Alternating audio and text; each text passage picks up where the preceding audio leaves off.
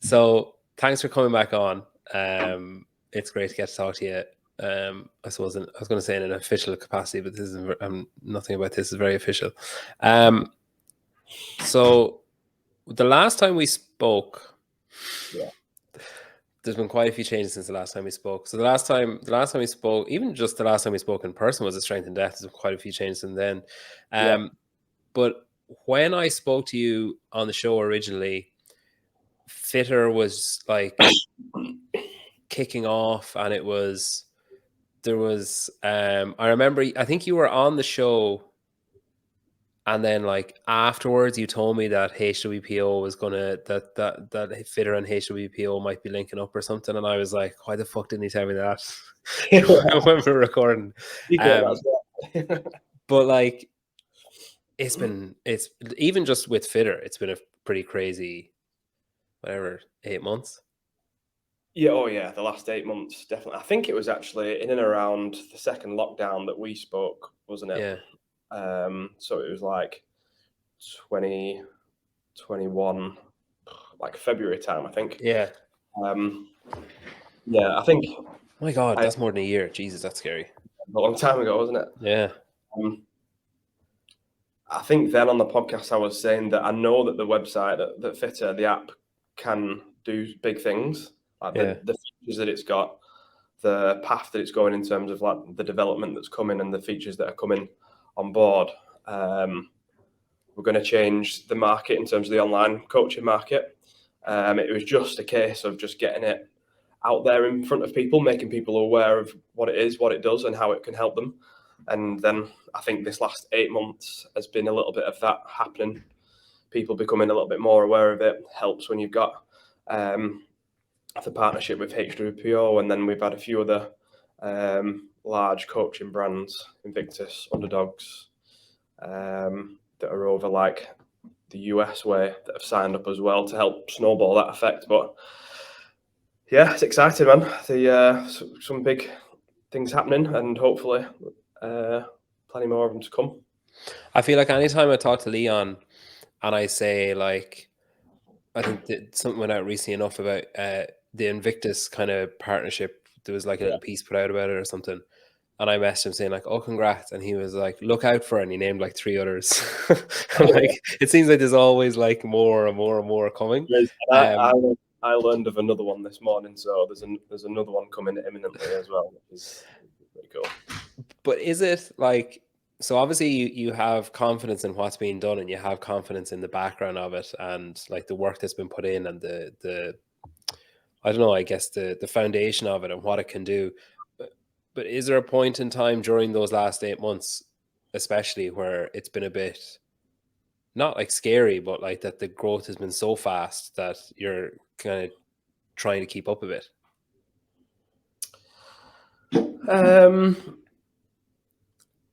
I think I'm just going to straight up say no, just because I think the team's done a really good job. So obviously we got the investment round, which meant that Leon could build the team out a little bit more. So we've got Tom and a girl Kat, and then we've just had another assistant for Kat with the marketing side of things, a girl called Jasmine. So the team's growing to be able to handle the growth that we'd projected. We're pretty much online with the projections that we'd put, so it's not too much of a shock to the system. I think, like I'd said on the previous podcast, we know we can grow and get big, so we were always planning and preparing so that it does happen. We could keep in control of it all. It's just cool to see it actually happening. We knew that it could happen, but to actually see it playing out how we all knew it could it's just cool to see. The HWPO deal with Fitter then, or them deciding to use HWPO, I remember talking to the two Matts, and they were very complimentary about the work ethic, and say like Leon just dropping everything and going over to America when he could have just done it, like, not as well, but probably could have literally phoned it in.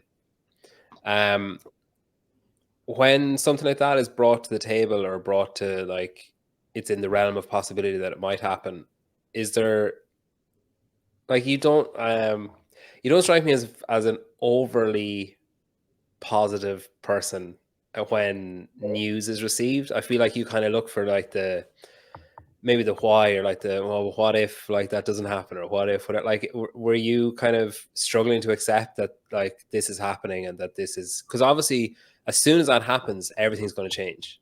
Like as soon as they come on the app, it's going to change everything, just because of the audience they have, the voice they have, the recognition they have. Yeah. Like in the lead up to it, are you like apprehensive about it, that it might fall through? Are you like not telling people? How does that working? I think it all happened fairly like slowly. It wasn't like suddenly came out of nowhere. It was like small conversations here and there. So it gradually came around. So had a bit of time to like slowly digest it and, you know, think about if it did happen. So I think when the talks were happening about HWPO coming in and building their app, we were in a point where we were looking for the investment. We were doing an investment round, which Leon, he doesn't get as much publicity as he should. He's unbelievable on that side of things. His background was like finance, so you know I'm taking no, maybe other than sending the email to O'Keefe, I'm taking no, you know, none of the work that went in to get to that point. Taking none of the credit there, but I think it was just always because of the nature of the business being a software as a service. It's not like you just put out a product.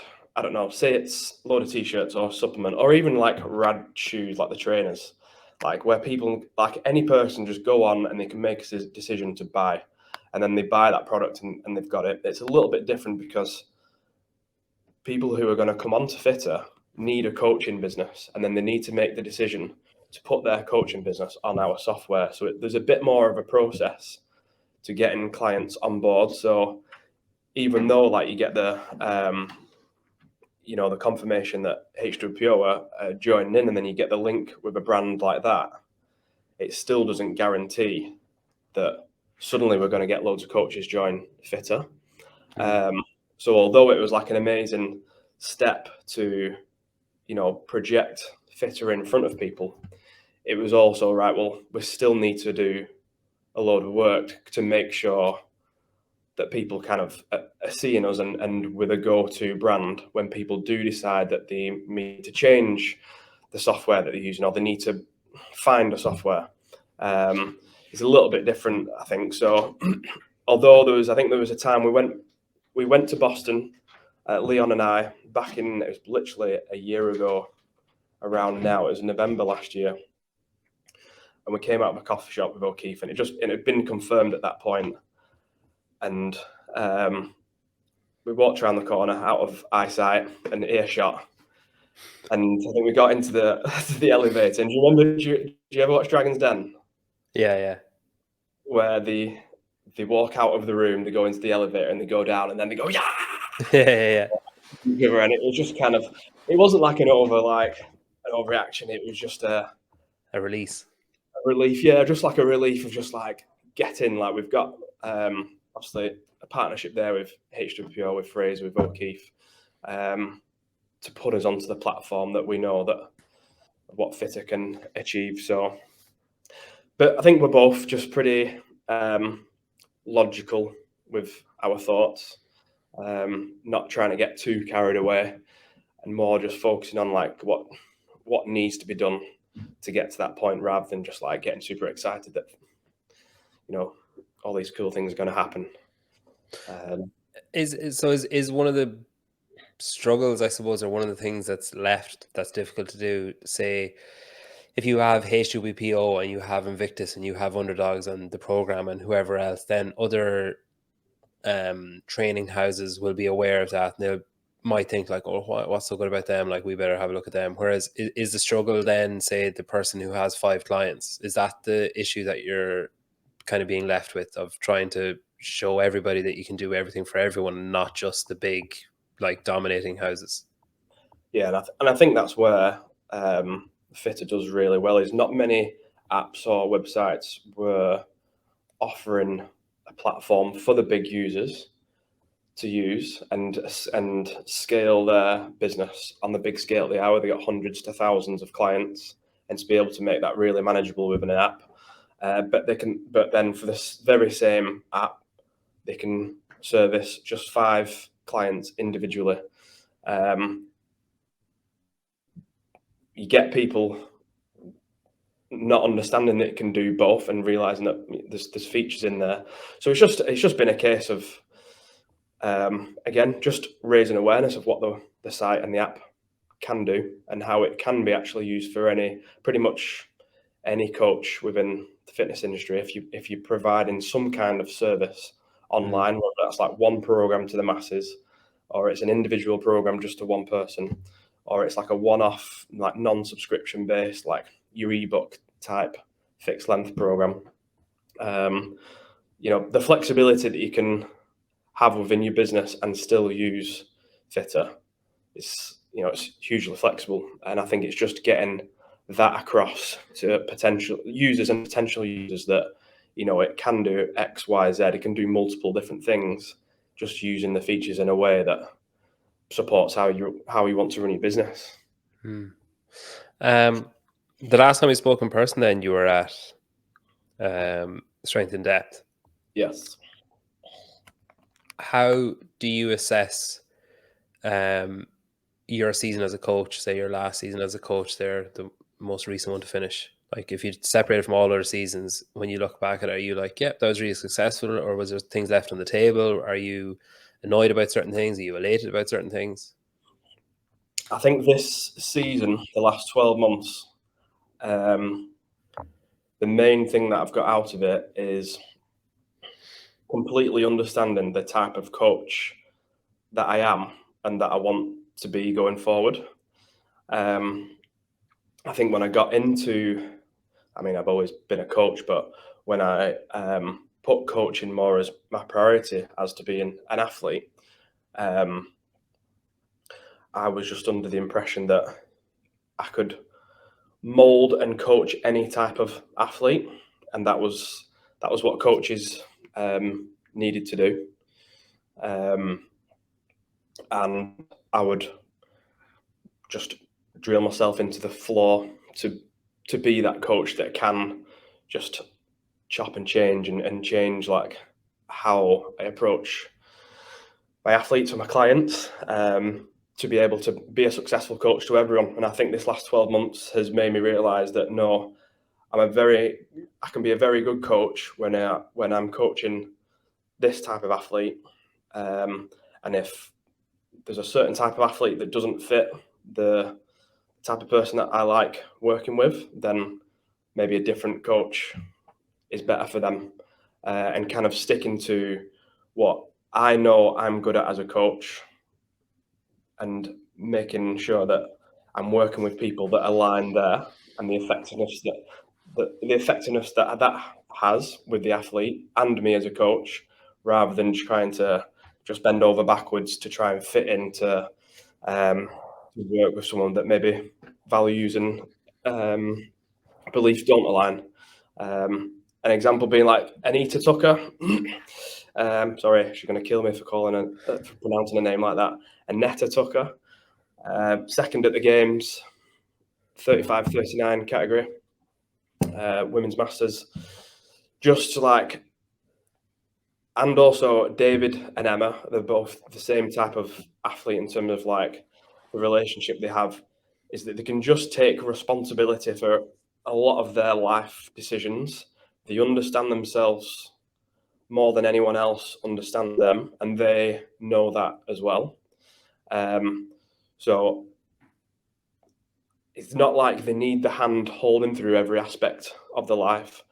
And then when they do require your help, you know that when you give them XY piece of information or advice, it's completely absorbed and put into practice. And it's like there's trust on both sides, that I trust that they're completely in control of every other area of life outside of training, within training. whatever aspect affects their performance, like they're in control of it.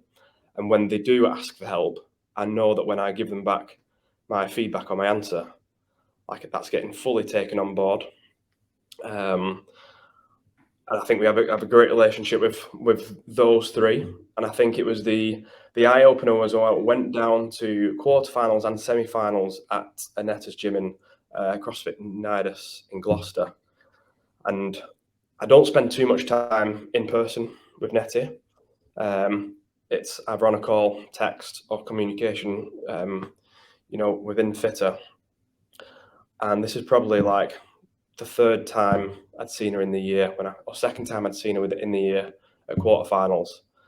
And it was just like a really easy relationship. As just like, I would tell her what to do, she would do it. She would tell me maybe how she wants to approach something. It was just a really easy, just back and forth conversation. And things just ran really smooth. And you could just tell that when I haven't been there, she's just completely in control of everything she's doing within a training, within her life. Same applies with David and Emma. You just know that there's no like scramble when you turn up to get ducks in a row kind of thing. They've got the shit in order. Excuse me, French. Like they know how to live the life like an athlete, and they're not relying on me to hold the hand through that stage. They rely on me to give them the answers that they might really need when it counts, and that's where I can be more effective as a coach. So yeah, it's been a good eye opener for the season. It's shown me like the type of people that I want to work with, like currently and going forward. Successes, obviously, Nettie was second at the games.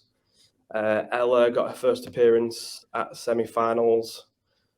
Gosh, she's a bad coach now, so I've forgotten her result. She was about 16th, I think. Is it different with her though? Because like obviously she's a lot younger, a lot like kind of greener, or is it an innate drive that you see in people? Do you know what I mean? Like, because say David and Emma have been around a long time, and they've been around competition, and they've been around semi-finals and the games and stuff. Like with someone like Ellie, is it different because like do you kind of help her learn that? You know what I mean? Like, is it harder with someone that's younger to expect them to do things the same way? I wouldn't say because of an age or anything. So I was really happy and really impressed with Ella at semi-finals just because of how everything that I was saying then about Nettie and David and Emma, how much of a shit she had together going into the semi-finals and during the weekend. And when I would say like we start warm up at 1:20, she's there at 1:15 to start the warm up. Like she would also come up to me and say, "This is how I want to approach this workout." She just took on a lot of responsibility, and she knew what she needed to do, and I was just there to help and guide her through that process, rather than it being more of like a dictatorship of me being a coach saying, "Ella, you need to do this," and her just waiting on and acting on anything that I say. It was more of like she took responsibility, ownership of her performance and her preparation through the weekend. And then I was by her side as a coach to help guide her through that process. She had a really good weekend. Like she had some really, really good events. I think she got second place and another top 10 in the weekend. And then she had a couple of events where she dropped behind. But what was really nice to see, especially as she's 22 years old. She hadn't competed for a couple of years through COVID, etc. Was just the level of her emotional intelligence throughout the weekend, no matter if she just finished and got second or she didn't have a great rope climb event. I think she missed. I don't know if she missed, but she failed to get to the top, and then her arms kind of burnt out. But she just got stuff together. She composed herself, and she went on to finish the workout where a lot of people would have maybe had a little bit of a meltdown at that point and not finished. And then her attitude when she came off of that, she was proud with how she dealt with, missing that rep. And I think that showed a lot of, like I say, emotional intelligence. And And I feel like that's one of the main characteristics of an athlete that needs to get to that top level. Like, they need to have a high level of emotional intelligence, because weeks and years of training and competition weekends, there's so many highs and so many lows. You need to just be able to kind of like stay through the middle and use all the emotions to keep you driving in one direction. You're getting pulled left and right, up and down from these emotions, and you're not in control of them. It's going to be a mentally draining season, career. And I think if we look at Ella, Nettie, Emma and David, like the emotional intelligence that those four have is really high, and where it needs to be for an athlete at the level that they're at. Nice t-shirt. Thanks. When did that conversation start? HWPO conversation? It was a year ago when we went over to Boston and then Vermont with Fitter. Obviously, we were going over there. I think that they had HWPO running as a coaching business. They must have been 6 to 8 months going by then. They were still relatively young, still kind of figuring out the path that they wanted to go on and how they wanted to grow. So when we went there to discuss building the HWPO training app, conversations about programming, coaching, methodologies, just quite a lot of conversation like that. And I think one really refreshing feeling I had was Matt just saying a bunch of things that I'd kind of lived by in coaching and competing myself for the last 5 years. Just like, oh, so I was right. Like, when you question yourself all the time, and then someone like Fraser comes out and says, like, no, this is how I've done it. And it's just like, there's a lot of instances like that where, I would say something and he would agree. And it's just like, there was clear, like... Did we just become best friends? Yeah, exactly. Clear synergy between like how I do things, how they do things. And the conversation started. Then O'Keefe kind of had mentioned that, we should keep in touch and see if we can do some stuff together. And then, it developed over the last 12 months to this point, where the last 2 months or so, it heated up quite considerably. So making the decision, like, how long did you bounce back and forth, or how long was, the window of like, okay, we'd like you to come and join the team. You need to let us know by X. Was it like tomorrow? Was it like next month? Yeah. What are we in now? We're in the end of October, aren't we? It's like you can let us know in 10 what? 9. It's been like the last 3 to 4 months.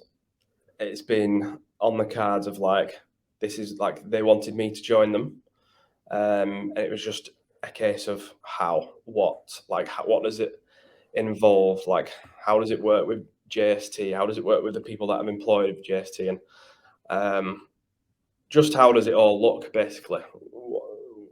What does me joining HWPO look like, and how do things work going forward? And I think there's a lot of just kind of like hashing out big details, small details, to make sure that everyone that was involved and included in me, like who might be affected with me going to HWPO in a good way or a bad way, was brought into consideration and was supported within the decision. So yeah, it was 3 or 4 months of me knowing deep down that I wanted to do it, but I needed to do it in a way where I was happy with doing it, and I wasn't, there was no negative effects going to come off the back of it from any situation to any person. When did you start like having conversations with other people? Like when did you start talking to those employees that you mentioned, or like when did you start thinking about, okay, I need to actually tell, how do I tell people? Yeah, so I'd made sure that when conversations were happening with HWPO about it happening, like the main team, the main like staff and coaches that we have within JST were just kept in the loop from the beginning.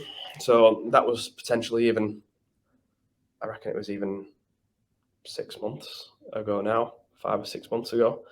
I didn't want to just like drop it on anyone and them just have to deal with it. So just being kept in the loop whenever there's any progressions or whenever anything was happening, any discussions happened, just kept all the guys that are within JST up to scratch with what's going on.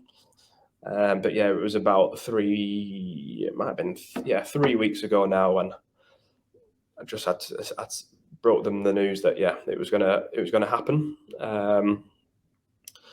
So it was a strange week, and there was quite a few tears shed, especially on the call to GST members. Actually, I did just a live call to the members, and I think there was only 50 or so people tuned in the end, but I held it together for about 5 minutes, and then the remaining 32 minutes just like a blubbering mess. It was just like I considered just pressing, like, there's a button here that says leave studio, and I was just like, so much of me just wanted to press the button straight away and escape, but I knew that I needed to get off my chest everything that I wanted to say. So yeah, that was an emotional phone call, actually. I'd say, yeah, because it can't, like, it's weird, like, because like it's like a breakup. Like it's an odd scenario to be in. Like, Yeah. what was it like? What, like, I assume there's other training houses could have come to you and said, "Oh, we like what you're doing as JST. Why don't you come and work with us?" And it would be an easy no. So what was it about HWPO, or what was it about what was on the table that you thought, like, okay, that could actually be really good? Yeah, it's a good question. I mean, I think you look at Matt Fraser and Matt O'Keefe, and I think this was in the email that I put out. There's no bigger, greater athlete that's achieved the things that Matt Fraser has, and to be able to work alongside and learn from him, and then continue to go into coaching as well, and with coaching Mal, to be alongside and see that relationship and learn from that as well as then Matt O'Keefe, who's arguably has shaped the sport in terms of the business side of things. The two things there, coaching and business, are two things that I've spent the last 10 years of my life trying to learn. The opportunity, you just couldn't give up the opportunity to join that ride and just learn and just be exposed to the potential opportunities and just the journey that could lead me on. How many people in the world can say that they've been approached to take on that opportunity? For me, it was just like although it's strange to be saying that I'm like not working as part of JST anymore, I see it as everything that I've done with JST has got me to this point. Like, I wouldn't be at this point without JST and everything that I've learned and all the people that have been on the program and given feedback up until this point. It's helped me upskill to this level where I've got the attention of two of the greatest people in the sport, in both as an athlete and the business. So yeah, just can't turn it down, really. Were you expecting them to say that in London, whenever that was last week? Were you expecting them to say that you had joined? Yeah, I had told them that I need to tell my people first. Yeah. And then I let them know that I've told everyone that needs to hear it from me. So I'm good to be told whenever you want to tell people. So yeah, it was strange, but it was also, I remember walking back after the event in Whit to my hotel room on my own, just walking over one of the bridges over the Thames, and it was just like yeah, it was a nice, proud moment of just thinking back to like what had been said and like the announcement in front of hundreds of people there at WIP. That was the point where I felt like it started, if that makes sense. So it was a nice feeling, because the last couple of weeks had all been a bit strange, telling people within JST. So yeah, that was a nice walk home. Was it like an audible gasp when they said it? Was it like a pantomime reaction? I think half of the people maybe knew. It was just like a round of applause, really, and then everyone was just congratulating me after. So, yeah, it was cool. Yeah, because I put up a post about you, and I was like, you said, "Oh, they just announced it at WIT there." Then I messaged Matt O'Keefe, and I was like, is it announced? Like, am I allowed? I was like, I have a post, so can I put? Because I was like, I don't want to be like putting something up and then be like, that dickhead, why didn't he wait like 2 days? Yeah, that was funny. It is amazing though. It's like it's an astonishing. I don't know. I'm like searching for the right words, because I don't want to make it sound like it's luck. Do you know what I mean? I don't want to make it sound like it's some kind of spontaneous thing that just happened. Like, it's really the culmination of years of graft, like, and grind, and trying to get to where you made it to, and then for that to be recognized, as you say, by two of the greats in their own arenas. Like, well, Matt's on the competition floor, but now he's proving it as a coach, and then O'Keefe is just like the lord of whatever business, like, and like, he's just amazing people person, manager and stuff. So for it to be recognized by the two of them is like, it is next level. Like, it isn't. It's remarkable. I said this to my wife Fran the other day. I was just part of me still like sees myself as just that quiet kid that's in the corner of the changing room and doesn't really isn't very loud, just puts his kit on and just gets to work. Like, I've never been the kind of like the vocal point of a changing room when I used to play football. Like, just the person that just gets the stuff done and doesn't scream and shout about it. So like, still very much just kind of see myself of that type of person and personality, and then to then be chosen in front of they probably know hundreds of thousands of people at least hundreds of people that could potentially do the role that I've been given to do. Just like, well, why have they picked this Northern English lad from Wigan, that was thousands of miles away, to take on a role within their pro program, and take the responsibility of running that. So it's kind of like a little bit of the old imposter syndrome in one way. But then when I think about what JST Compete started on some Google document spreadsheets, and how I've got it from that to the point where developing my own website with a friend, to then getting it within Fitter, and then those kind of features and stuff that they developed, then helping the masses and a lot of other coaches, and then developing HWPO's actual app, and then developing the systems that JST Compete use within our service as well. It's just like, all right, well, I've gone through 9 years of learning this, so I feel like I'm at a point where I've got plenty of experience and knowledge to be able to help. Like, HWPO are a huge company, but they're less than 2 years old in terms of their coaching, online coaching service. And I think when I'd gone across to Boston, the conversations that we've had with the guys over the last few years, just a few of the inputs that I've had, I think that's what made them kind of turn their heads and think, oh yeah, they could do with me coming on board to help them out. But yeah, when I think of it in one term, it's still very strange. But even like, it's funny you talk about being quiet. Well, maybe they hired you because they don't understand anything you're saying, so they're just like, oh, he's like, he must be. I assume that was really clever what he just said. Didn't get any of it, but if you look at the people that are there, like, I've interviewed O'Keefe a few times, I've talked to him a few times. I've never heard him like praise himself. I've never heard him say like, you know what, fuck it, you're right, I'm really good at what I do. Like, I've never heard him say anything like that. Same with Fraser, he never took well to being praised or being told he was great, or, you know, how did you get so great? Like, he never took to any of that. Same with like Jake Marconi, like, you know, he's essentially a mirror. Like, he won't take praise, he won't take like limelight.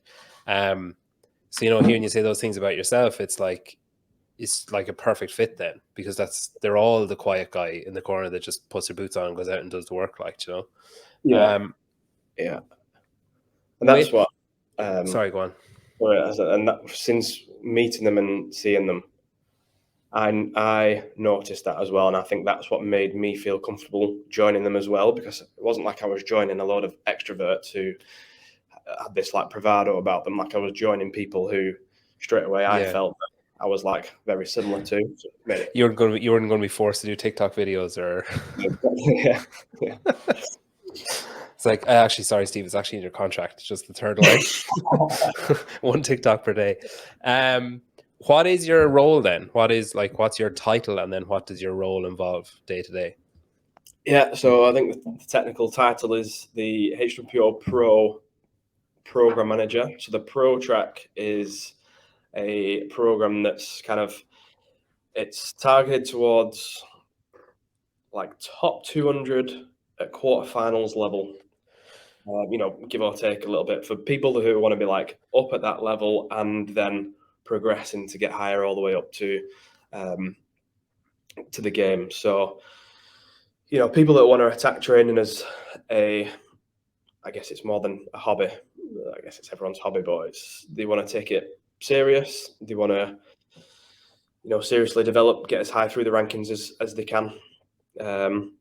So my role is the program manager. So basically working with, got a call later today with Matt, Jake, Rob Kearney, Amy, and Harry will be on as well. So just working with all of those coaches to kind of get the resources together, and then it's kind of my responsibility to build out the program, like with the input from all of the experts that we've got within HWPO as well, to be able to deliver a program that's going to be, you know, what we feel is the best program we can put together for people at that level. And then to be constantly servicing them in terms of answering the questions, giving feedback through the circle community that they have for each program. That's my role. Yeah, there's more people you mentioned there. Like, you know, you think of someone humble and unassuming, and Harry is probably the person that comes to mind first. Like, where you could say his name to half the CrossFit community, and they'd be like, "Who?" Do you know? Which is remarkable how hidden he's managed to keep himself despite the success that he's brought to so many different people. It's remarkable. Yeah. To be honest, I only knew who he was 4 months ago, which is embarrassing, really. But yeah, up to himself, gets the work done. Yeah, it's a common thread, I think. Have you delivered a batch of programming yet?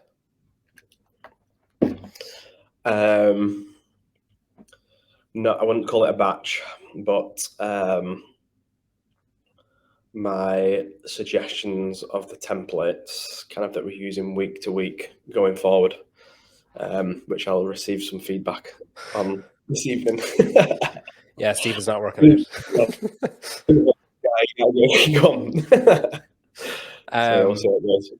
Are you nervous about that kind of stuff? Like, are you nervous about, it's kind of like going up to the teacher with your work a bit, is it? Like going up and like, you know, here's the maths that we talked about and here's what I did with it. And then it's like, oh shit, I hope it's not bad. Or do you think you're gone beyond that? Like, I think, because there's no one way to skin the cat, is there, in terms of like programming. I'm also like confident that I know that what kind of practices will work as well from what we've done previously. It's more just like obviously Matt oversees all of the programs that goes out. Like, he needs to give it the all clear that, yeah, that's what he believes in. That's what's helped contribute to him have success over the years. And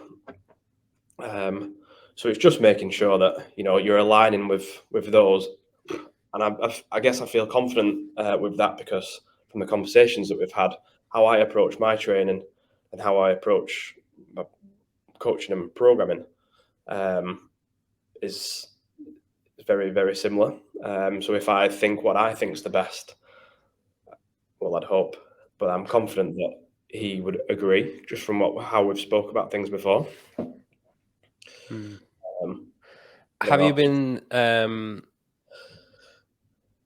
been as surprised as I've been about the changes at HWPO? Well, you were probably privy to some of them, I suppose, but I remember when I interviewed Matt, and I'm not expecting you to speak on his behalf or anything, but as an objective observer, like, I remember being told that one of the stipulations is that Mal is the only female that he coaches, and that he didn't want to do coaching and he didn't want to do programming, and then he enjoyed programming and wanted to go all in on it, and then he enjoyed coaching and wanted to go all in on it. But I still think people weren't necessarily expecting whatever, like 4 coaches to be added and 4 or 5 athletes to be added, especially at the level of athletes that have been added. Do you think that, like, was I naive to think that this wouldn't come? Like, was it inevitable that when he goes in, it's going to go all in? Or do you think that was this always part of the plan, or did it just sort of like merge into this?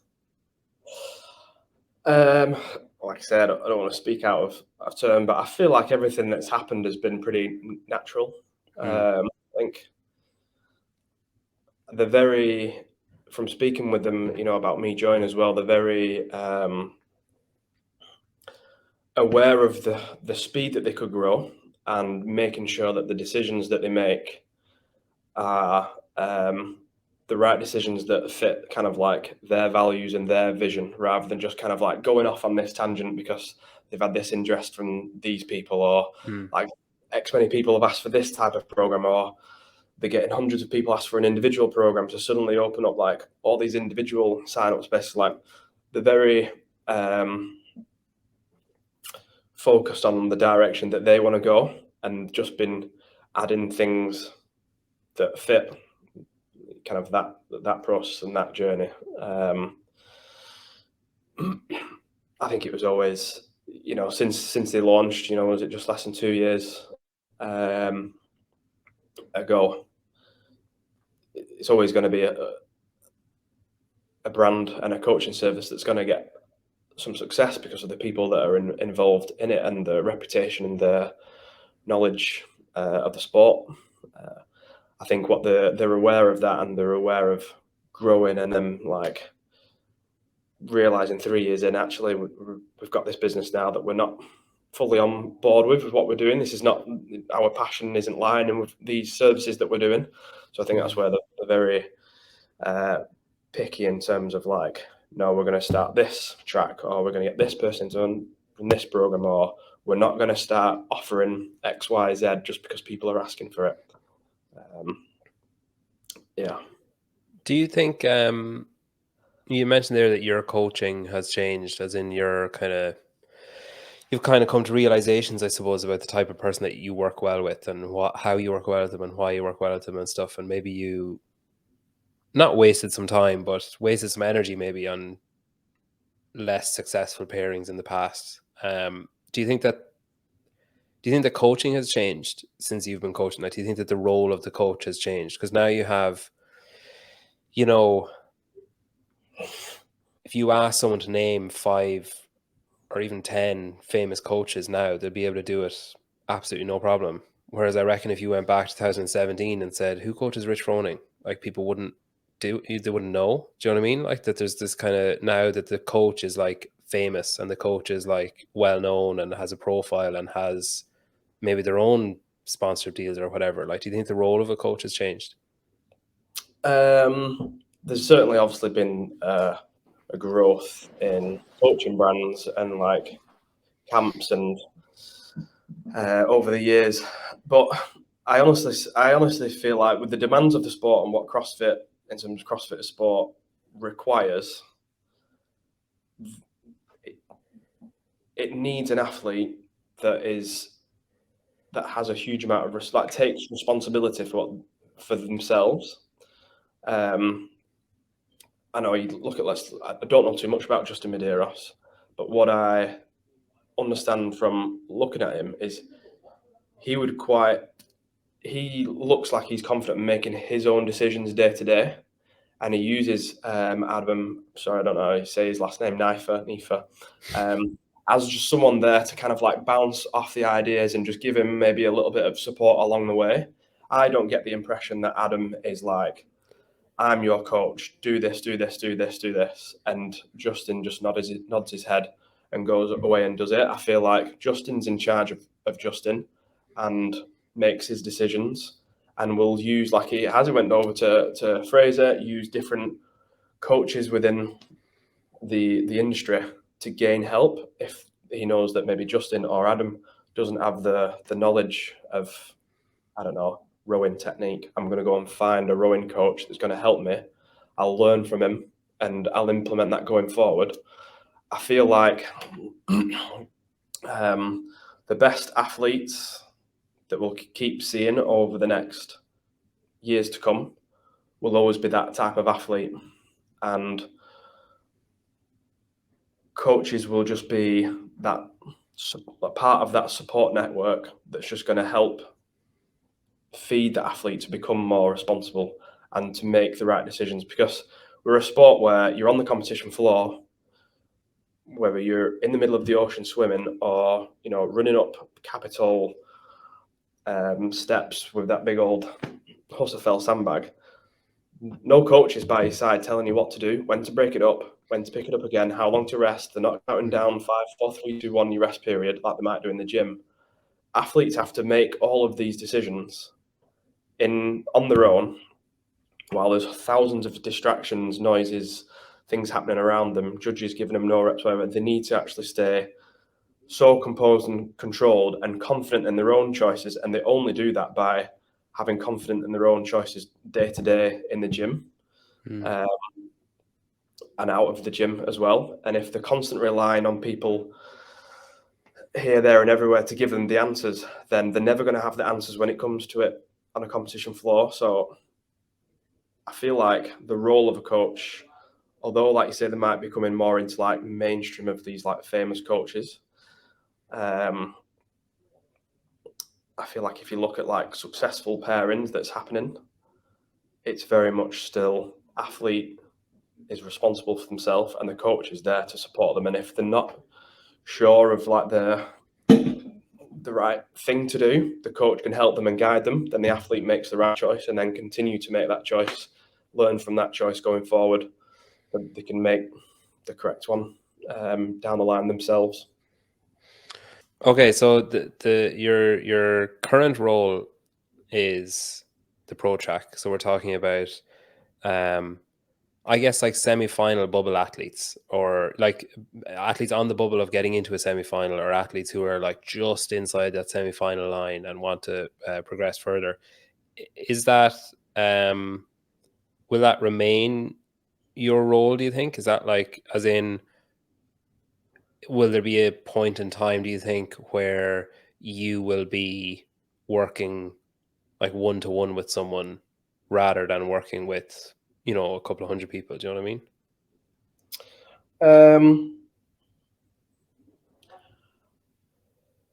I don't feel like I would stop doing something where I can help like a lot of people just to help a handful of people. I don't think that'll ever be the case. That wouldn't give me a huge amount of job satisfaction. I like to be able to do both because I believe that there's value in being able to offer both. I like the differences that come between offering, like writing different types of program, a program that can be followed by hundreds of people really well, and then the differences with that of the writing a program for one person. I've not looked too far kind of down the line where it might go, because I know that there's quite a lot over the coming years that I can do to help HWPO, and I want to implement those things and help that program grow. But no, I've not looked too far down the line over the next couple of years, to be honest. Yeah, I'm picturing like a Vermont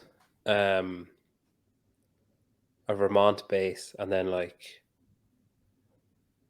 a UK base, and then maybe another one in Australia, someone else, when someone else is brought on. I'm picturing these little hubs of like, you know, five or six coaches in each hub and like 10 or so athletes in each hub. Yeah, it's interesting, isn't it? It's interesting. You know, is that where the sport will go, or isn't it? We've seen the camps from different programming businesses all over the world forming.